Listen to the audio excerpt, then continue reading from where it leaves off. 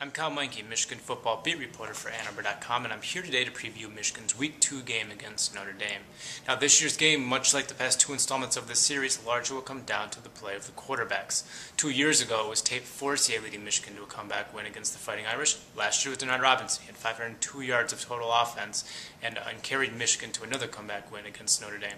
He's back this year, and he'll face off against Rees. He was the backup in Week 1 for the Fighting Irish, but he's been named the starter this week in a quarterback change. And in that regard, these two teams have two very disparate, very different situations going on right now at that position. For Michigan, you have Denard Robinson. He's entrenched as the starter, but he's undergone that scheme change, going from the spread option to the pro style.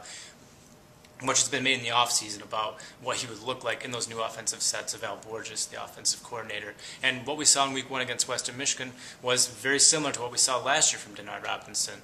There was no necessarily spread options, but he ran quite a bit. He was the team's third leading rusher. He operated a significant number of his snaps from the shotgun. 68% of his snaps were from the shotgun formation. Again, we didn't expect to see this. We heard so much in the offseason about him operating from under center, working on his footwork as a drop back passer, finding his big targets in those new route trees by his receivers, and didn't really see much of that against Western Michigan.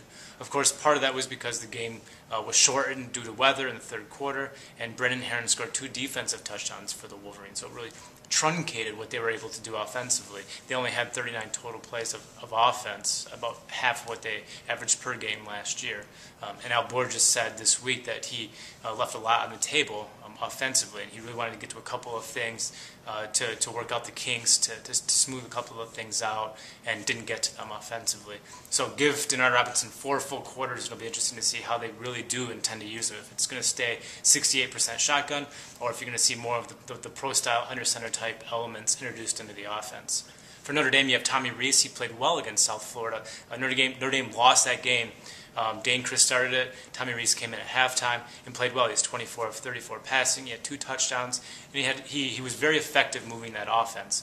What did him in were his 2 interceptions, and Notre Dame as a team had 5. It really hindered their ability to score points despite having more than 500 yards of total offense. So give Rees 4 full quarters as the quarterback, and it'd be interesting to see what he's able to do for the Fighting Irish in terms of scoring points, especially against that Michigan defense that struggled so much last year against the pass, and to an extent last week against Western Michigan. For Antarbor.com, I'm Kyle Meinke.